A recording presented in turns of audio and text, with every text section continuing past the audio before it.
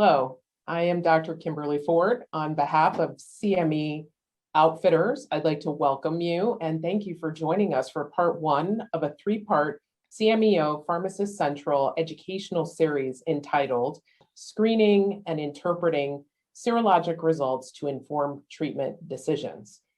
The CMEO Pharmacist Central series is supported by an educational grant from Gilead Sciences. As I mentioned, I'm Dr. Kimberly Ford. I'm a hepatologist and associate professor of medicine in the section of hepatology, Department of Medicine at Temple University Hospital at the Lewis Katz School of Medicine in Philadelphia, Pennsylvania. I'm very happy to welcome today Dr. Lauren Heinecke to the program. Dr. Heinecke is an associate professor of pharmacology at the University of Maryland and School of Pharmacy in Baltimore, Maryland. Welcome, Lauren. Thank you, Dr. Ford. I'm so excited to be here and having this conversation with you about hepatitis B. So let's begin with our learning objective: to initiate discussions with at-risk patients to promote screening for hepatitis B in a pharmacy setting. The World Health Organization introduced the Global Hepatitis Health Sector Strategy in 2016. The GHHS, the first of its kind to focus on viral hepatitis, particularly hepatitis B and C, given their public health burden, aims to eliminate viral hepatitis by year 2030. The strategy calls for a 90% reduction in cases to approximately 900,000 cases through implementation of prevention and vaccine strategies, and a 65% reduction in deaths to under 500,000 deaths through screening, treatment, and monitoring strategies. While we know that hepatitis B virus is a vaccine preventable virus, vaccine rates are alarmingly low. So data from a recent manuscript from Wong and colleagues at Stanford and the Palo Alto VA suggests the rates of vaccination in patients with chronic liver disease, a population at risk for severe liver injury, hepatic decompensation, and death, with superimposed hepatitis A and B infection are quite low. So this is data from NHANES, the National Health and Nutrition Evaluation Survey from 2011 through 2018, among patients with non-alcoholic fatty liver disease, chronic hepatitis C infection, as well as alcoholic liver disease, a cohort of approximately 3,000 patients to be exact. Rates in this cohort of hepatitis B vaccination were consistently less than 50%. So 38.6% in those with non-alcoholic fatty liver disease, approximately 40% in those with hepatitis C infection, and 47.1% in those with alcoholic liver disease. Additionally, rates also seem to be lower in Hispanics and non-Hispanic whites for NAFLD and Hispanics for those with alcoholic liver disease. This group hypothesized the complexities completing the vaccination schedule were certainly influential in playing a role in these low rates of vaccination. So, Lauren, hepatitis B vaccination rates are clearly not where they need to be. In your estimation, in your opinion, what are some of the barriers to achieving broader vaccination?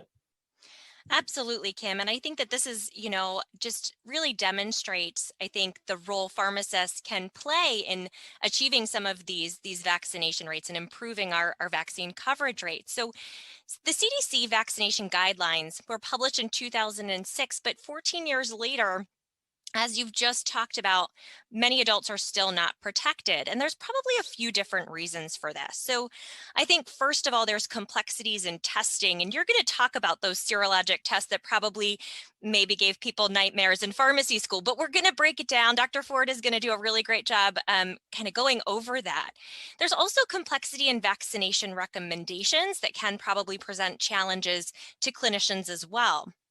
And then I think the other things that come into play are really related to our electronic medical record. So I think while we've leveraged technology, this is an area where there's risk factors that are not easily identified in our health record.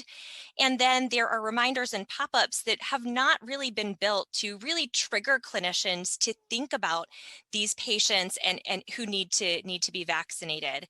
And then we'll also talk about stigmatization later in the program, but some of the risk factors can be stigmatizing.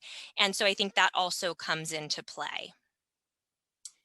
It's very interesting that you bring up this point about the electronic medical record. So my electronic medical record that I utilize every day doesn't have a best practices alert for identifying patients who are at risk for hepatitis B infection and therefore need vaccination. And so my own personal workaround is to integrate a part into my notes template that will remind me to review the vaccination record and what their immunity is. But I think it's really important and something that we should be thinking about. So back to you again, Lauren. Pharmacists are really important in implementing a more appropriate vaccination strategy. What populations are at risk for hepatitis B with whom pharmacists may want to open up a discussion about vaccination status? Yeah, that's a really great question. And I think when we think about who's at risk, it's important to remember how the virus is transmitted. So hepatitis B can be transmitted sexually as well as percutaneously via things like blood transfusions. Obviously, that would have been prior to 1992, but also in people who use injection drugs. So a lot of what you're seeing on this particular slide is related to those specific risk factors. So that first bullet that you see is at risk through sexual exposure, and there's some additional caveats related to that. One of the things that I really want to pull forward, because I think it's an important population that's very vulnerable, and we really need to be doing a better job of caring for this population, is men who have sex with men. So I just want to pull that forward because I'm not sure that that would be on a lot of people's radar, but certainly a group that we need to do better with, not just with hepatitis B, but with hepatitis C and HIV as well. Also, I've already mentioned the injection drug use. So people who have a history of current or recent injection drug use are people that we would want to be recommending vaccination for. And then I've mentioned the percutaneous risk or mucosal exposure to blood.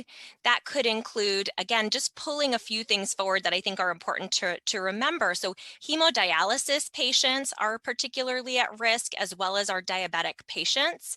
And so I think those are two groups that maybe we don't always have on our radar as being at risk for hepatitis B, but really by virtue of the medical equipment that's used to treat their diseases and test certainly their blood sugar, that puts these groups at higher risk. And as pharmacists, these are people that you can often identify through the medications that they're taking and the refills that you're seeing at your pharmacy. And then there's a few other groups who are recommended to receive the vaccination. So we want to think about international travelers who are going to countries with higher intermediate levels of endemic hepatitis B. Also people who are living with hepatitis C infection or chronic liver disease, which could include a multitude of diseases, including non-alcoholic fatty liver disease. And alcoholic liver disease, of course, we know that that's one of the other big causes of cirrhosis in the United States. Autoimmune hepatitis as well, and then people who have elevations in their LFT, so AST and ALT that are greater than 2 times the upper limit of normal. We also want to vaccinate people who are infected with human immunodeficiency virus or HIV. Individuals who are incarcerated are at higher risk for exposure as well. And then there could be other groups of people who we're looking to protect against hepatitis B, even though they don't have a specific risk factor. So can you also provide us with an overview of the current vaccines and the vaccination schedules, which would be observed in adults? Absolutely. So this is a great time to talk about our hepatitis B vaccines. Many of you are probably familiar with them. And so just to orient you to what's on your slide, on the left-hand side, you see the single antigen vaccine. So those would be the vaccines that are aimed at only protecting people against hepatitis B.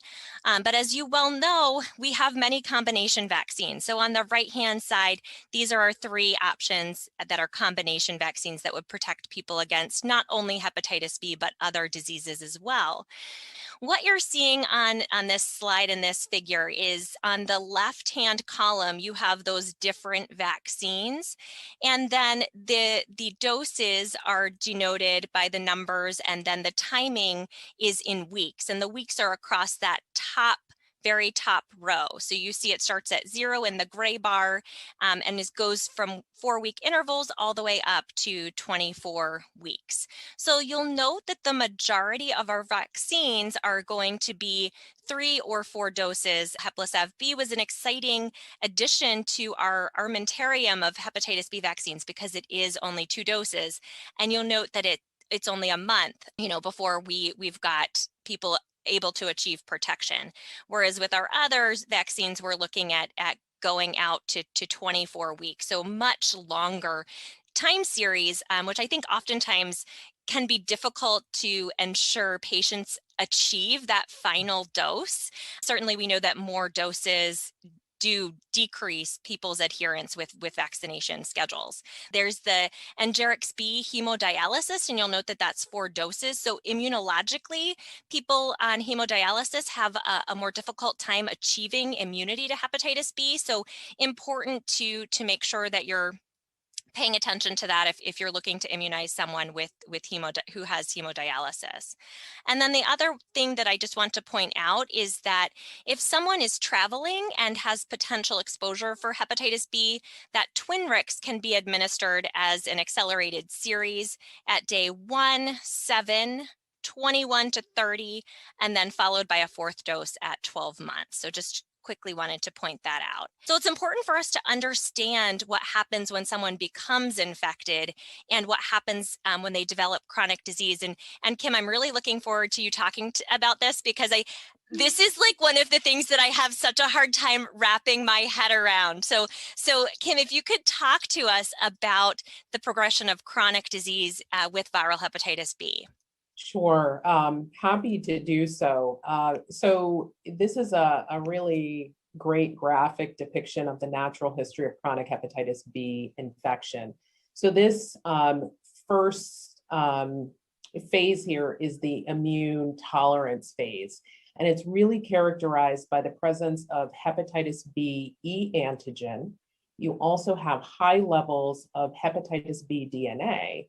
But when you look at the liver-associated enzymes, and specifically I'm speaking about ALT, there's really minimal elevation to no elevation of the ALT. And I think of it just the way that it sounds. So there's active hepatitis B replication going on, and your immune system is completely tolerant of that replication. And so when a sample of liver biopsy is obtained and we look at the tissue under the microscope, there really isn't any necroinflammation there. There's no significant fibrosis or scarring there. The second phase is the immune clearance or the immune active phase. And that again is characterized by hepatitis B E antigen. So you are seeing hepatitis B viral replication. But here we're actually seeing high or fluctuating levels of both hepatitis B DNA and the ALT. One potential outcome of this phase is clearance. So this is described as hepatitis B E antigen seroconversion. So most patients enter this phase of low viral replication, and it's characterized by the presence of, rather than E antigen to hepatitis B, you're actually seeing E antibody here. You tend to have low or undetectable levels of hepatitis B DNA. You'll have a normal ALT in this phase and little to no inflammation on liver biopsy. And then the last phase depicted here is the reactivation phase, which is characterized by, again, the absence of hepatitis B E antigen. You may have fluctuating hepatitis B DNA levels, fluctuating ALT, but you certainly have inflammation that would be seen on liver biopsy. And then lastly, though not pictured here, there can be resolution of infection. And this is when the hepatitis B surface antigen is lost. Great, thank you. That was a really helpful overview. I know that understanding this is super important when you're selecting treatment options for these patients. And there's just so many nuances to what happens. So when we're thinking about hepatitis B, it's super important to think about, you can't really look at just one time point. It's important to look at all of these labs over a period of time to really understand which phase a particular patient is in. This is data from a recent publication from Wong and colleagues that used country-specific chronic hepatitis B rates and data from the US Census Bureau to determine the number of foreign-born people in the United States with chronic hepatitis B infection. And they found that the number of foreign-born persons with chronic hepatitis B infection was approximately 1.47 million. So that's higher than has been reported in the past. As you know, a lot of the data, prevalence data that we have for hepatitis B infection really came from NHANES, which is supposed to be a population representative sample, but perhaps not as representative as once thought. The slide depicts the fact that 59% of foreign-born persons with Hep B immigrated from Asia, 19% from the Americas, and about 15% from Africa. Therefore, given the number of foreign-born individuals with chronic hepatitis B infection when combined with other US adults, it's estimated that more than 2.5 million persons in the United States have chronic hepatitis B infection. Unfortunately, greater than 80% are undiagnosed and less than 50% receive appropriate care. So there's really an argument being made here that even though we currently have a standard in place for risk-based screening for hepatitis B infection, that perhaps we should be talking about universal screening. Maybe a bit controversial at the moment, but something that we should definitely think of. And obviously, we need to make strides in the linkage to care. So really expanding on that continuum of care as we have done with other viral hepatitis, such as hepatitis C infection. So Lauren, I think it's important that we don't just think about foreign-born individuals that need to be screened, because if we do that, we're going to miss a lot of people with hepatitis B infection and potentially miss people who are susceptible and need vaccination. So what are some of the other at-risk groups that should be screened? Yes, there are certainly high-risk groups that we would absolutely want to make sure that we're thinking about screening and vaccinating if they are not protected. And a lot of these will look pretty familiar from our earlier discussion, but the prevalence rates are higher with hepatitis B in as I mentioned, men who have sex with men. Of course, the prevalence estimate is not available. I think there's probably a lot of reasons for that, but I do think probably stigmatization is probably one of them, as well as maybe a lack of knowledge that this group is at higher risk. People who are in prison, prisoners have a higher prevalence rate, up to as high as 11.4%. So this would be a really important group to screen. Homeless individuals have a higher prevalence rate.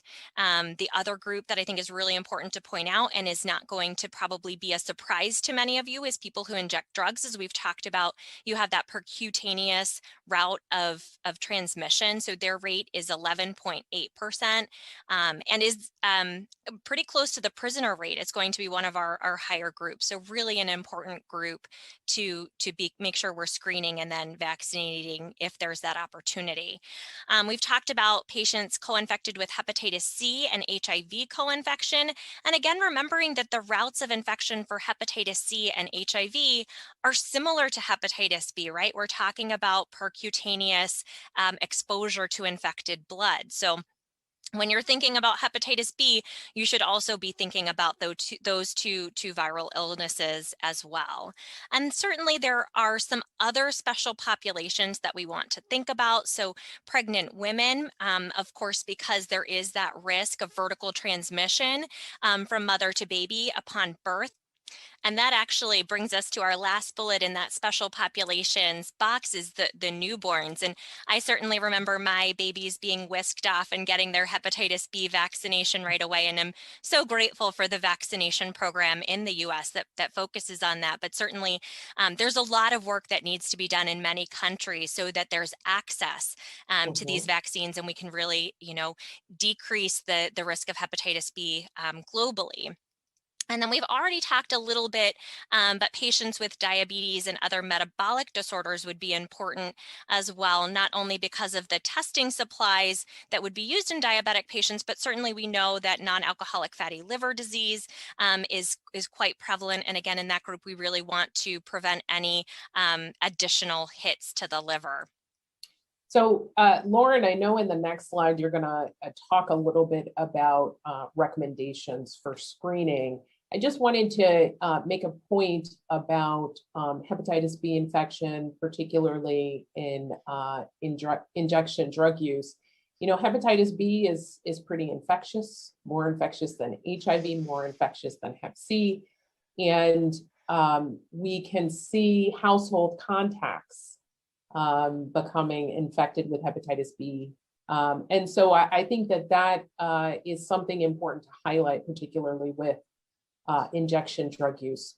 Who might that person be living with? Who are the household contacts? And really extending that network out so that vaccination can be provided to those contacts. We'll jump into the screening recommendations. These first screening recommendations come from the United States Preventative Services Task Force recommendations. So that's what that giant acronym at the start of your slide recommends. So, or stands for. So they recommend screening for hepatitis B infection in adolescents and adults who are at increased risk of infection. So specifically, this is going to include people who were foreign born in those areas of high prevalence. If someone is US born, but they weren't vaccinated as an infant, or parents who were born in regions with very high prevalence, those would be people who should also be screened. We've already talked about people who are infected with HIV, people who inject drugs, as well as men who have sex with men, and then household contacts or sexual partners of people with hepatitis B infections. So not to be confusing, but would you like to review the CDC recommendations and perhaps highlight some of the areas where the recommendations diverge? Absolutely. It feels like this happens in so many areas of medicine, right? We have multiple organizations that give us multiple recommendations. And I do think that really the CDC does add some additional helpful guidance that, again, is probably not going to surprise you, but really putting these two lists together, I think really gives you a very comprehensive list of who you want to be thinking about when we think about screening people. So one of the really important things is to think about people who are requiring immunosuppressive therapy and reactivation of this particular virus. So it's important to screen these patients for hepatitis B and make sure they're not at risk, or that we do provide them with vaccine coverage if necessary. So people with end-stage renal disease requiring dialysis, again, there's just risk for exposure by virtue of the equipment that's used to dialyze people. People who have elevated ALT or AST levels, this shouldn't surprise you, but someone who is hepatitis B surface antigen positive is someone who has acute or chronic infection. So if you have a mother with a positive surface antigen, you would want to make sure that that infant is screened to ensure that they didn't have that vertical transmission that we talked about. Donors of blood, plasma, organs, tissue, and semen, they need to be screened. People who are sources of blood or body fluid, inmates in correctional facilities, people with hepatitis C infection should be screened. Again, we're talking about a virus that has the same route of transmission. And again, we're talking about two viruses that can impact the liver. So really increasing our risk for progression to cirrhosis. So making sure we're screening those. And then people with multiple sexual partners of history of sexually transmitted infections. Again, we talked about this virus can be transmitted permucosally. So it is important to make sure we're screening sexual partners. So thanks, Lauren. We're going to shift from who to screen to what serologic tests should be ordered as part of the screening process. So this is a table outlining risk group as well as recommendations from both the CDC and the U.S. Preventive Services Task Force.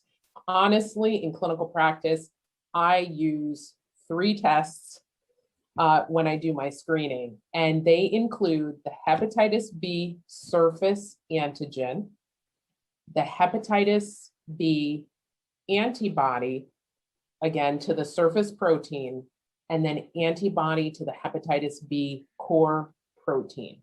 And I just want to point out that the core antibody comes in 2 forms or 2 flavors. One is the IgM, immunoglobulin M, and that's produced during acute infection. The other flavor, the other version of the hepatitis B core antibody is IgG, so immunoglobulin G, which is produced after the acute infection has resolved.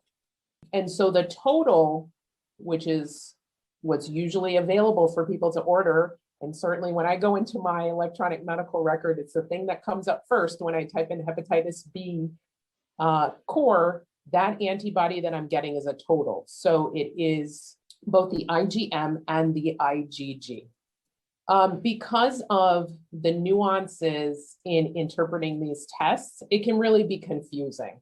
And so it's okay for you to use whatever resource you like, whether it's, the chart from the CDC outlining what the interpretation of these tests are, or this slide here that's been created. There's no concern with having to look this up every time if you need to. So the first scenario here on this slide occurs when the hepatitis B surface antigen, the total hepatitis B core antibody, and the hepatitis B core IgM, again, that is in the acute phase, all of those are negative, but the antibody to that surface protein is positive, that person has been vaccinated. The second scenario is when we have an isolated hepatitis B core antibody, and I'm talking about a total antibody, and that can represent a few different clinical scenarios. And I think this is perhaps the most confusing because this, scenario can go either way. So it can be a false positive. I've certainly seen that in clinical practice. 1 minute it's positive, the next minute it's negative. And if you follow that serially, it continues to be negative. It can also mean past infection, or it can represent an occult infection. Characteristically, we might see this in a patient who's immunosuppressed. You'll check the hepatitis B DNA, and it would be present. The third scenario is chronic infection, and we see that when the hepatitis B surface antigen is positive, as well as that total hepatitis B core. And so those patients, if you actually differentiate it out between the IgM and the IgG, they would have that IgG form of that hepatitis B core antibody, as well as surface antigen. And just a point to make is that when we're diagnosing somebody with chronic infection, previously we used to say they should have 2 hepatitis B surface antigens at least 6 months apart. Really, this can be any other marker now 6 months apart. But for epidemiologic studies, it's really difficult to say that they don't have chronic infection. They probably just don't have the appropriate testing 6 months apart. And so that has been an issue with determining prevalence of hepatitis B infection. Scenario 4 is past infection with recovery or immunity. And so that's noted when you have a total hepatitis B core that's positive and you have a hepatitis B surface antibody that's positive. Scenario 5 is acute infection, and we see a positive hepatitis B core IgM. In my medical system here, the hepatitis B core IgM actually lives in the acute hepatitis panel. So it is part of what we utilize to evaluate a patient when they come in with elevated aminotransferases, for instance. And so it hides there specifically because we want to use that to determine whether infection is acute. I actually was on service recently, saw a patient hepatitis B core IgM comes back positive. We check the surface antigen early in the hospitalization. It's positive, but below the level that they would call positive. And several days after, she develops hepatitis B surface antigen that's above that threshold. So an important lesson that this is what you see usually first in acute infection. Scenario 6, this is early infection where you can see a positive hepatitis B surface antigen. So it means that there's, replication going on. And then scenario 7 is a susceptible person that has negative hepatitis B serologies across the board. Again, I think that this is a lot to take in. The takeaway points are there are 3 tests that we tend to get for screening. That's surface antigen, surface antibody, and the total core. And then for assistance with evaluating the serologies, look to your favorite and most user-friendly source. So serologic results are just one part of this evaluation. If a patient has been found to have a positive surface antigen, the evaluation should also include a few key points here. So a comprehensive history in which other risk factors for chronic liver disease and potentially hepatocellular carcinoma are sought.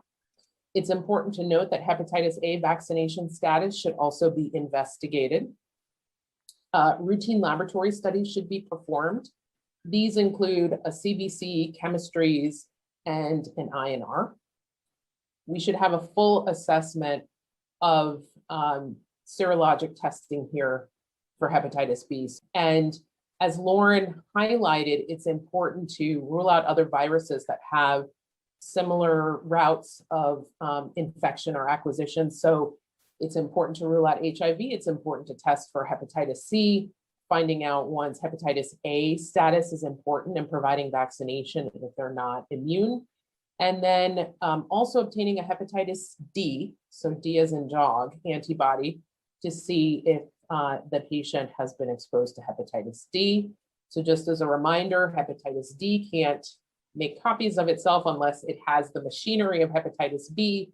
And there's also an altered course of chronic infection if hepatitis D is present.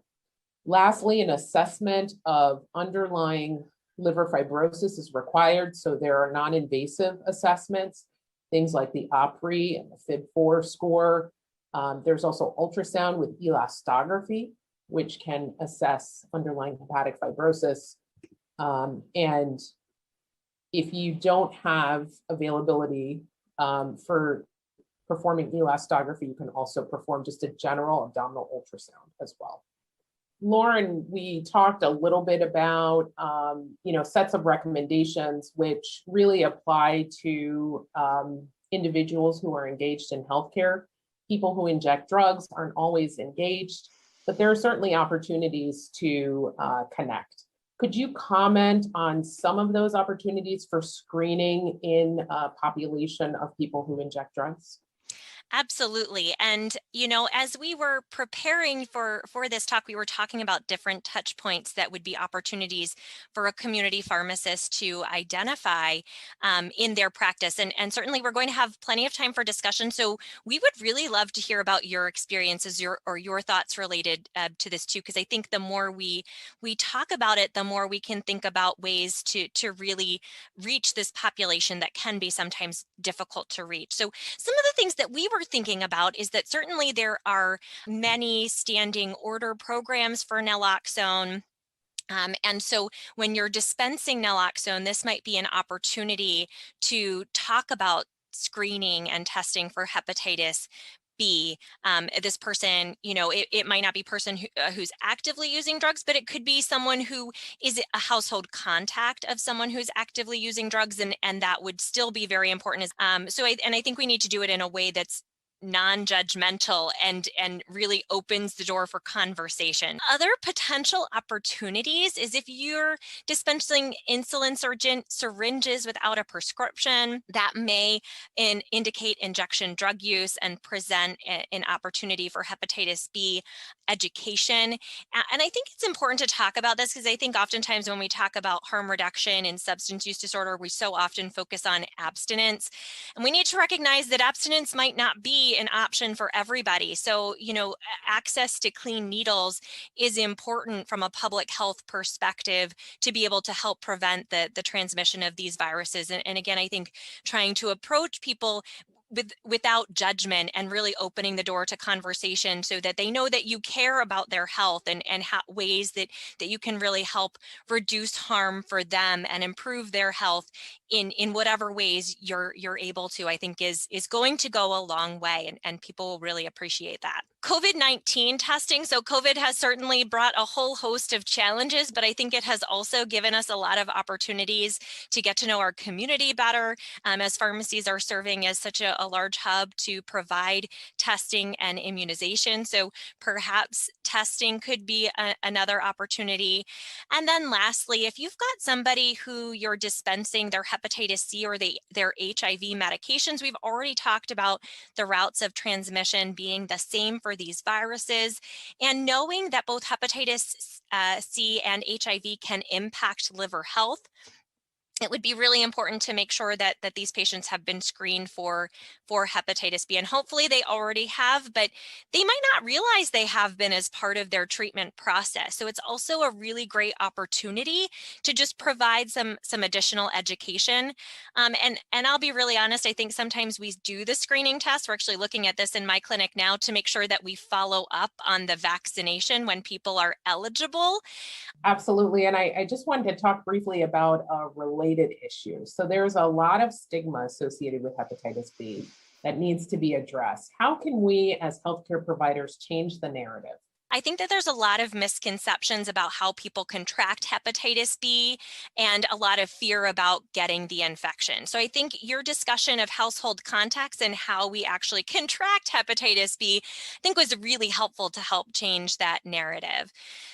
It's important to understand that there are higher prevalence rates in people who use injection drugs and in men who have sex with men, but it's related to the transmission of the virus and not something inherent in that particular group of people. So the more we understand about the transmission, the better we can do about taking care of those patients and making sure that they feel comfortable talking to us about these very sensitive issues that are important to talk about and address really for their overall health. I think in immigrant communities, there can be concern about presenting for healthcare and really being connected for many different reasons. And I'm not going to claim to understand all those reasons, but I think we've often seen this.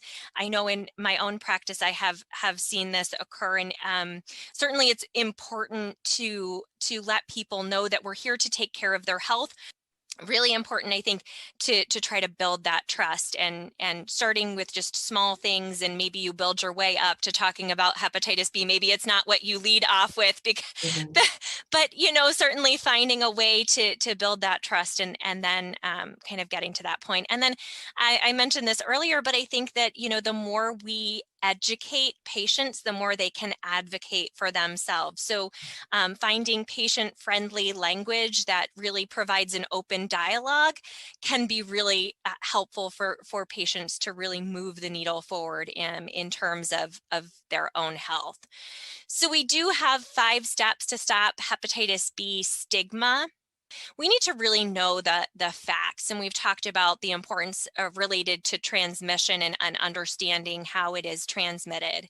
It's important to be mindful of your attitude and behavior. So sometimes we have a behavior that may really turn patients off and we don't even necessarily realize it's happening. So being really open to that feedback and trying to understand how we can be less judgmental with what we say and what we do is going to be really important. Maybe if you have a conversation that doesn't go quite the way you thought it was going to go, and you have a trusted colleague who's working with you, you could ask them for some feedback about maybe what you could do differently the next time. So I think being really open to our own biases that we sometimes don't even realize, we have and sometimes come across in a way that we're not even recognizing. Choosing our words wisely. So we do want to be very sensitive. We do want to be aware of the stigma associated with some of these things. I think the other component to that is making sure that you're in an area where someone is going to feel comfortable talking about this. So if you have like a busy waiting room and there's 10 patients waiting to pick up their prescriptions, that's probably not going to be helpful. So just being really cognizant of who's around you and finding a quiet, private space that you could have that conversation if you feel comfortable with that. Educating others, the more people that understand the risk factors for transmission, I think the more we can decrease that stigma and people's fear about obtaining the infection, and then taking action. So really increasing awareness about hepatitis B related stigma, and then speaking up, being an advocate for people who are infected with viral hepatitis B. So Lauren, medication refills also represent an important opportunity for education about overall, healthy lifestyle. What are some of the counseling points that you would suggest for pharmacists? So if you know somebody who has liver disease, it would be important to remind them that they need to see their liver specialist. It's important to have that screening and follow up. Getting the hepatitis A vaccine. So we talked about hepatitis A serology testing and that we have our combination vaccine. So when you're talking about hepatitis B screening, you could also open the conversation to hepatitis A and making people aware that there's vaccines for both of those viruses.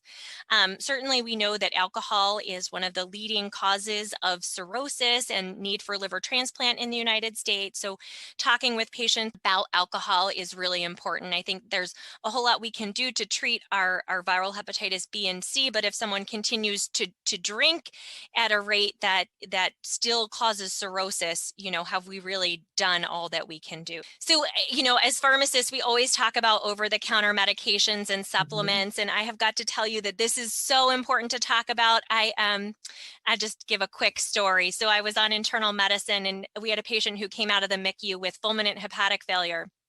And no one knew why he had this fulminant hepatic failure. Everything was negative. So as the pharmacist on the team, I said, well, did anyone ask him about herbal supplements? And the intern said to me, he doesn't look like that kind of guy. And I was like, I don't know what that guy looks like. Like, what are we looking for? Is there a physical exam finding that I missed that tells you someone's at risk for? Anywho, turns out he was taking kava, and that the known hepatotoxin. Yep, exactly. So, just related to that, it's really important to talk with patients with liver disease about herbal remedies and vitamin supplements, and not even just patients with liver disease, but really everybody. Remember that your liver is what's filtering everything before it gets to the rest of your body. So everything you put into your body is coming in contact with the liver. Important to eat a healthy diet. And then I just want to point out one last thing. One of the really important things with our liver disease patients is to talk about over-the-counter medications for pain, right? People have back pain, they have headaches, they want to be able to know what to reach for in their medicine cabinet.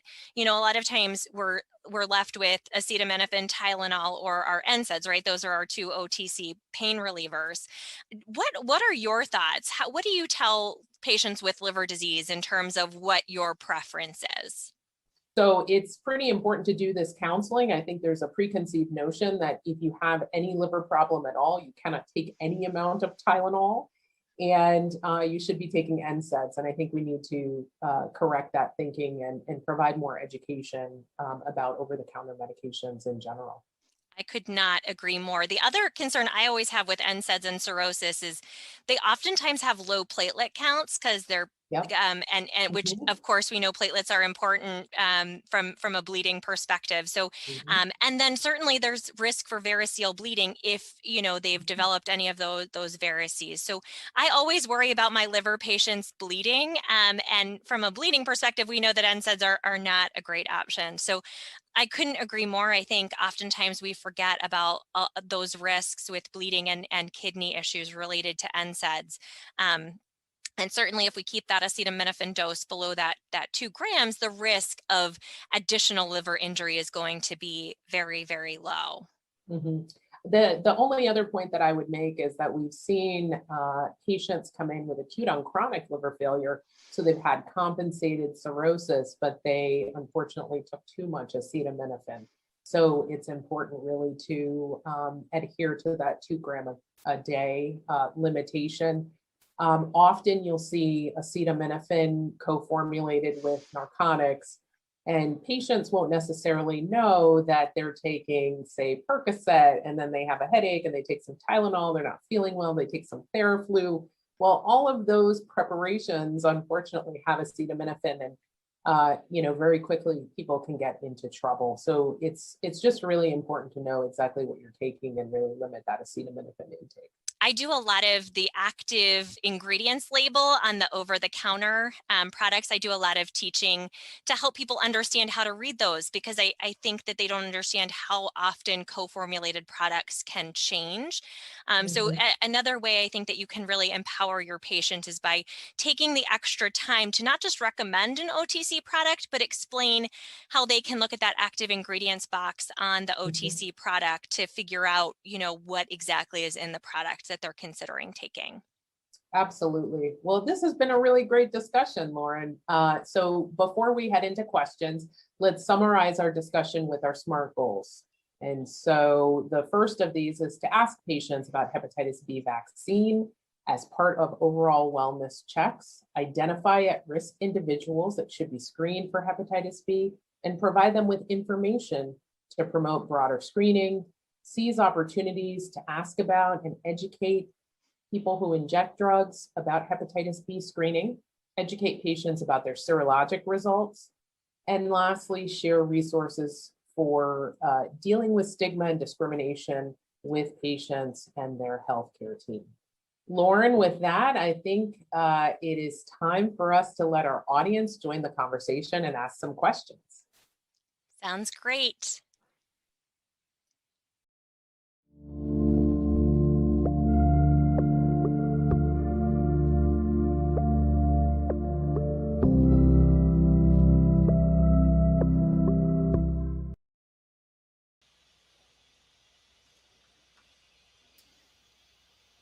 So thank you for tuning into our program today. We're going to start the live chat portion. And I have some questions specifically related to vaccination that I'd like to get Dr. Heineke's input on. So the first question is, would you recommend a 4-dose series of hepatitis B vaccine in an immune-compromised host, for instance, a patient with HIV? This is a really great question. And certainly we do know that patients with HIV respond less well to the hepatitis B vaccine. If you take a look at the literature, you'll find lower response rates.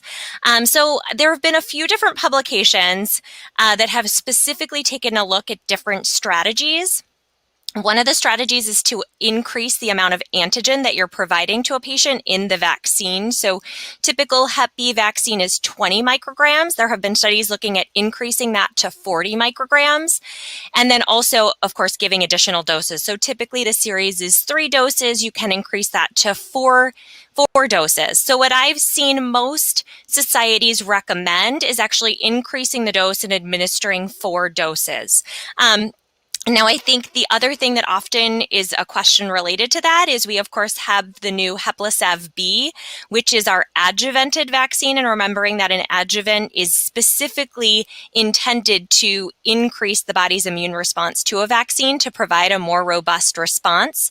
The original Hepatitis-B trials did not include HIV patients, but you are like right on with your timing, because there was just in April, so just last month, there was a preliminary study published looking at Hepatitis-B in HIV co-infected or HIV-infected patients. I think it was pretty small. It was about 60 patients, but they did note that they had a high rate of immune response to the hepatitis B vaccine using that adjuvanted vaccine. So while I think standard of care at the moment is that higher antigenic dose for 4 doses, I think we're going to see that Hepatitis-B work its way into our recommendation soon as well. So great question. Likewise, there's another question in the chat about vaccination. The question is, what's the full hepatitis B vaccine series? So this is for, say, a patient without other comorbidities. And what happens if only 1 dose or a partial dose is received? Okay, great question. So the typical series is 3 doses. It's at time point 0, that would be your first dose, then 2 months and 6 months is the typical vaccine schedule for administering that. There's no specific recommendations to restart the schedule. If you're off that time frame, you would just keep going with that vaccine schedule. And then in terms of a partial dose, I'm not sure what that would look like. I think at that point you wouldn't count that dose towards the schedule, and make sure you provide 3 doses of the correct dose of the vaccine. So that's the vaccine schedule. And I think I got the second part, which was if you've received you're off your timeline. Did I get it all, Dr. Ford? You did. Likewise, another question came into the chat about Heplisav-B and whether it's widely available. It's in my clinic. That's all I can tell you. So I practice in infectious disease clinic, and so we have it available. And I know we've administered it to our HIV infected patients. So I think a lot of our providers have jumped on board with using the adjuvant, even though there's not a lot of clinical studies in that patient population. Great. And another question about clinical practice around providing vaccination. So what are the side effects of hepatitis B vaccine? Can anaphylactic shock be a response? And what are the safety protocols that you currently have in place in pharmacy? Yeah, so that's a great question. The typical side effects associated with the hepatitis B vaccine are really just local side effects related to the injection itself.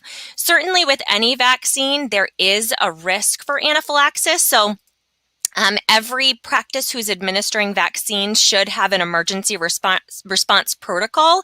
And if you're administering vaccines in your community pharmacy, there should be that emergency response protocol that you're aware of.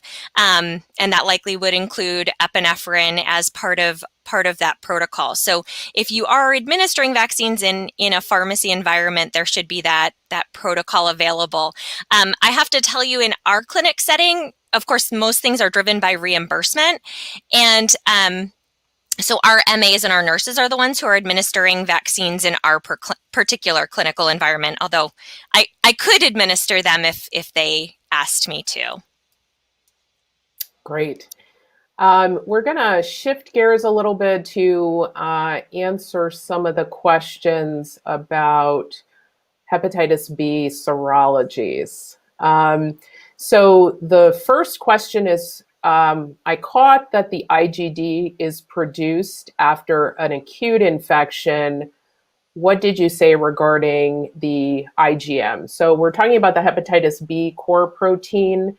IgM is produced early in infection, and the IgG is produced later during infection as your body is starting to align its immune response.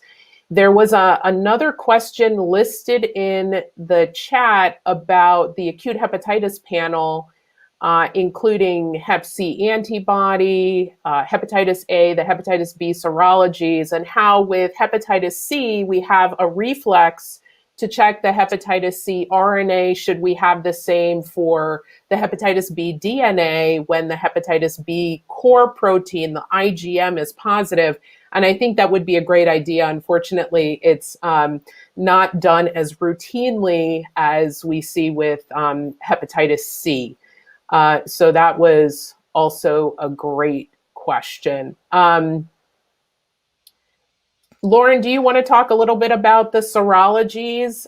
There was a question in the chat about whether in a patient you're going to be treating for HIV and or hepatitis C, whether you can rely just on the surface antibody and the surface antigen.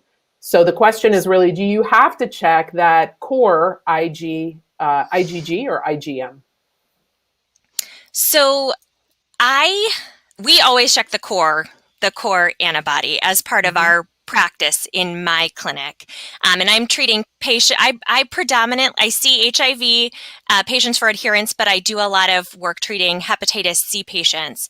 And so, of course, we know that one of the risks with the hepatitis C direct-acting antiviral medications is reactivation of hepatitis B. Now, one of the things I think is tricky is if you look at the literature, they've looked to see what within the serology, what specific pattern you're looking for to be able to predict who's at higher risk.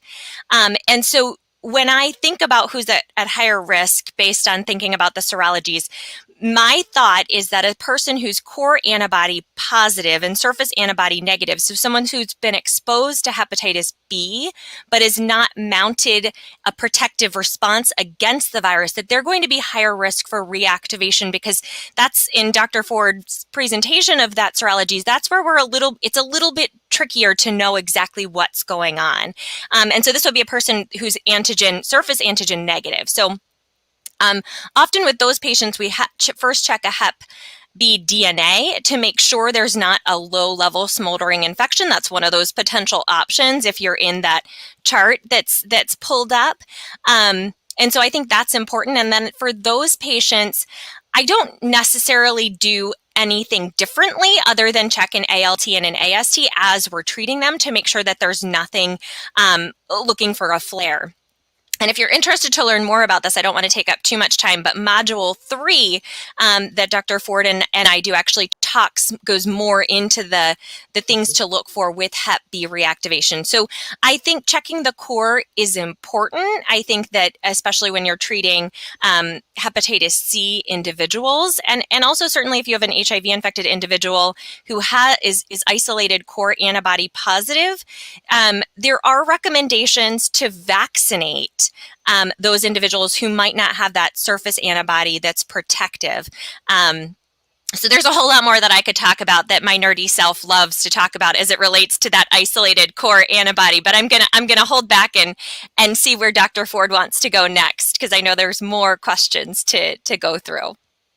Sure. Just going back to the vaccination issue, there was a question about receiving COVID-19 vaccine and when it can be started in relation to the hepatitis B vaccination series.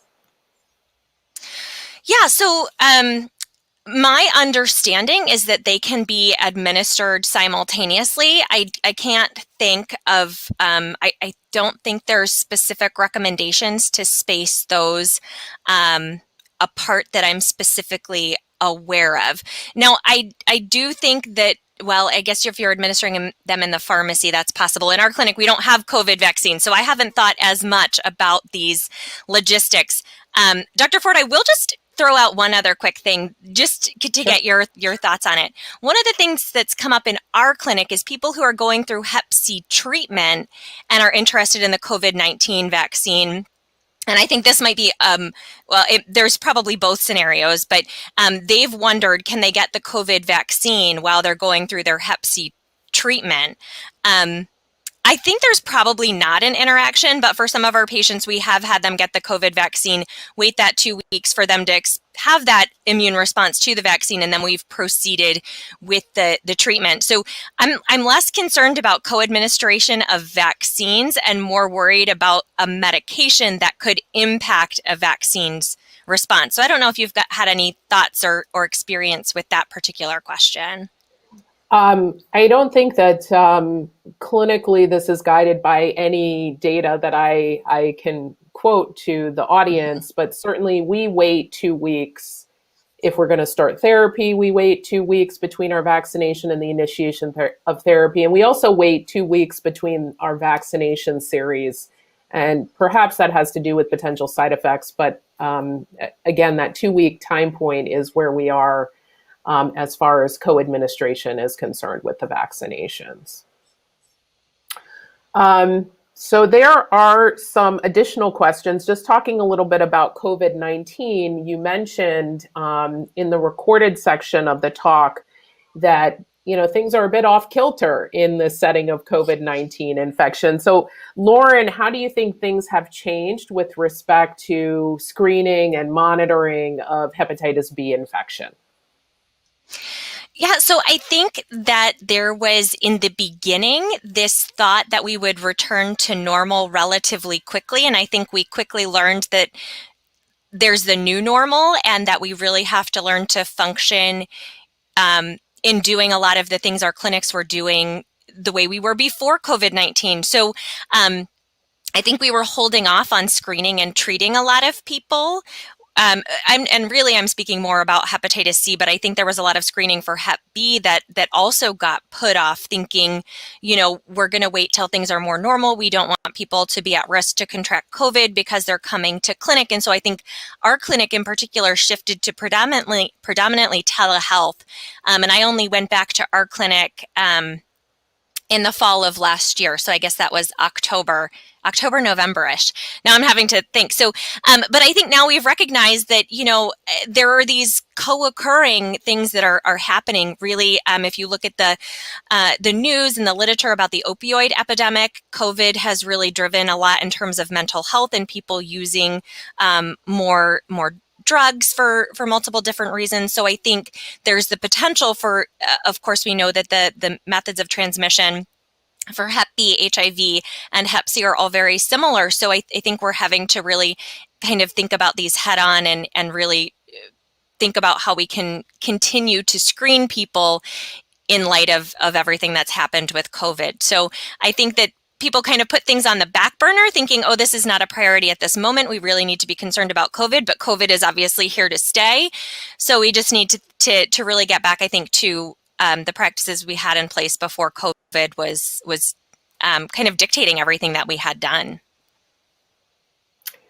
Likewise, our practice moved to a telehealth model. And unfortunately, with that move, even though we were able to engage patients on the telephone and often on media platforms such as Zoom or Blue Jeans, many patients weren't actually coming in to get their laboratory tests or their imaging tests. So for patients who have chronic hepatitis B, and they fit certain criteria, they need to be evaluated or screened for hepatocellular carcinoma. So patients weren't coming in for their HCC surveillance. So in general, I think that COVID has certainly put us back as far as our approach to the monitoring and treatment of hepatitis B infection.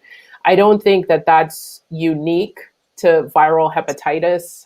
In fact, I was looking at lay press about how cancer screening, so routine screenings, things including pap smears, colonoscopies, et cetera, are really behind as well. And so we're losing ground with some of the strides we've made with cancer screening and decreasing rates of mortality from cancer-related disorders. So I think there's much more to be done. I think that this is the new normal, unfortunately, and so we have to adapt our clinical practice to a little better, address some of these issues so that we can get patients their laboratory studies and their imaging studies. Likewise, Absolutely. Lauren. Sorry, go ahead. Oh, I was just going to say we've shifted to even using if we can do telehealth and it's just labs we need to get. A lot of our patients take public transportation, multiple buses or subways in Baltimore City. And so if there's a LabCorp or Quest facility closer to them that allows them to have decreased exposure, we've tried to accommodate, I think, other places to get lab tests, whereas predominantly before we were doing them all in clinic. Yeah, that's a really good point. It's helpful if patients can get them anywhere. They don't necessarily have to come to a clinic or to your hospital location, really anywhere in the community that will allow them to get their blood work done quickly, efficiently, and safely is really the best option.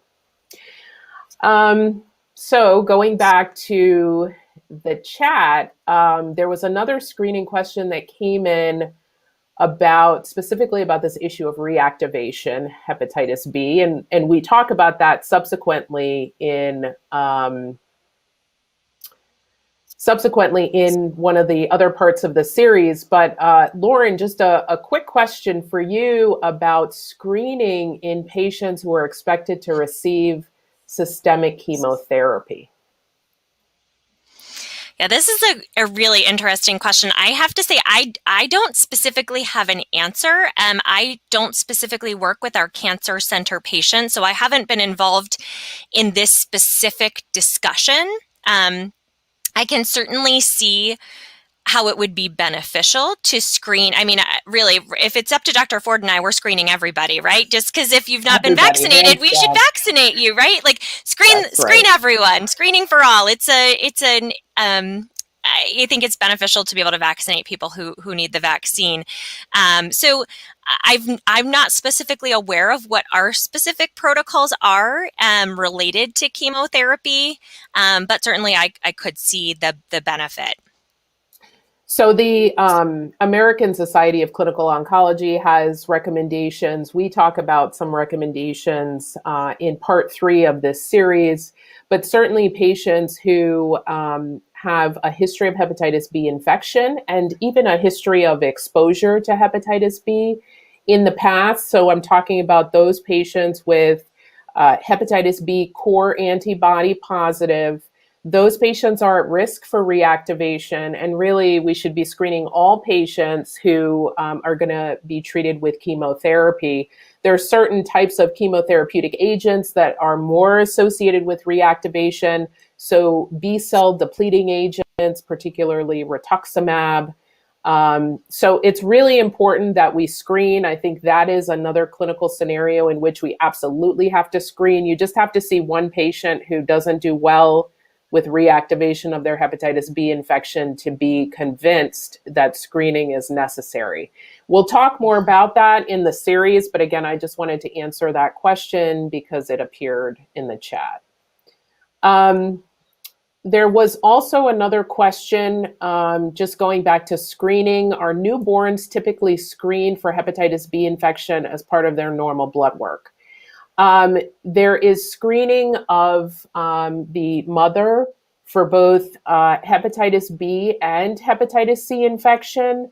For those mothers who have a positive surface antigen, they're also checked for their hepatitis B DNA going into the 3rd trimester.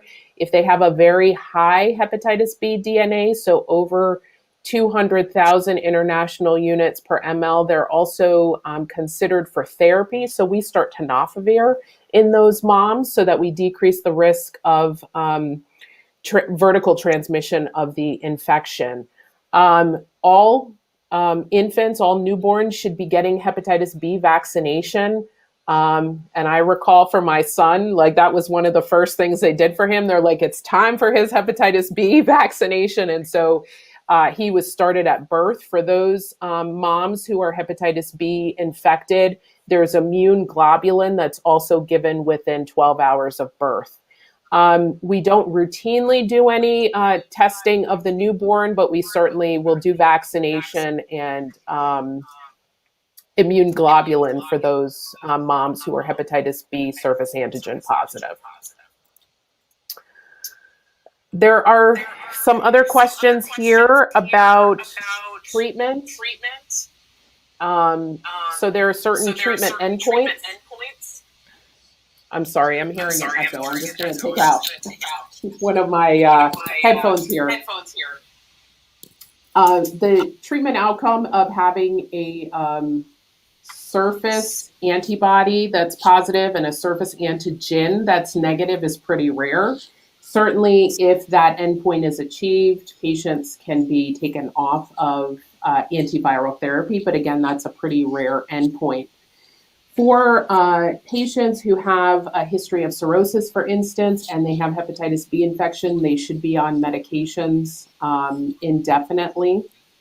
And I would say that one of the difficulties with starting patients on medications for their hepatitis B infection is that that treatment tends to be lifelong. And so if you have a young patient who has an abnormal ALT, so that's an ALT over 35, and they have elevated hepatitis B DNA, we tend to follow them for 3 months, sometimes 6 months to find out if they're really going to need therapy. We are essentially committing them to lifelong therapy, which is difficult. And certainly if you don't have any other medical problems, being on therapy lifelong for hepatitis B is not really a favorable outcome. What I choose in clinical practice, I tend to use highly potent agents. Those agents are tenofovir, so either the disoproxil fumarate preparation or the alafenamide preparation if they have some degree of chronic kidney disease, or if they have issues with bone health, I'll choose TAP over the TDF formulation. I also pick from entecavir. I tend not to use a lot of pegylated interferon. It's tended to be used in younger patients who want a finite course of therapy, but in general, pegylated interferon is not tolerated well. And certainly when I was treating hepatitis C infection with pegylated interferon, I have a healthy respect for that particular medication and the potential side effects that it has caused. So going back to the chat.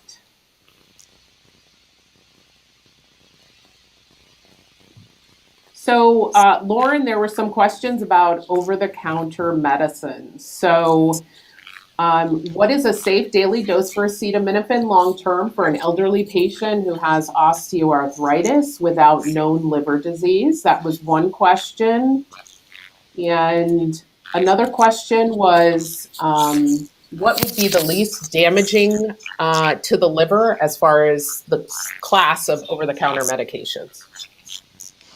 Sure. So the first one with the acetaminophen in the elderly patient with no known liver disease. Typically in a patient with no known liver disease, we talk about using a max of 4 grams in a day. With liver disease, our max decreases to 2 grams per day. So those are typically the recommended maxes to use. So I think in a patient with liver disease, you know, you can use the acetaminophen, thinking about that 2 gram max, but then you do have we do have the NSAIDs that, to me, I think are more concerning in a patient who has cirrhosis and liver disease. And really that's because of the risk of varices and their high risk for bleeding. So I think we have to be really careful with the NSAIDs in our patients with cirrhosis. So it actually seems like we appreciate all of your questions. You guys have been such a super engaged audience. I think there's been a lot of great discussion. Hopefully you learned a lot, but I think at this point we are going to have to sign off because we are 10 minutes over. But thanks again for being an engaged audience. I know that there's another program, same Q&A, same program coming up on the 20th. I think that's right, Dr. Ford. And then this is only the first of 2 other programs in this series. So if you enjoyed this, you want to learn more, you should check those 2 out as well. So just briefly, part 2 will focus on the treatment of patients with hepatitis B, medical comorbidities that can impact treatment and prompt the provider to switch.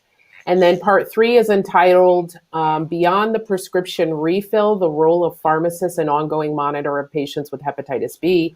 So for additional information and other activities, please check the CMEO Pharmacist Central. So it's www.cmeo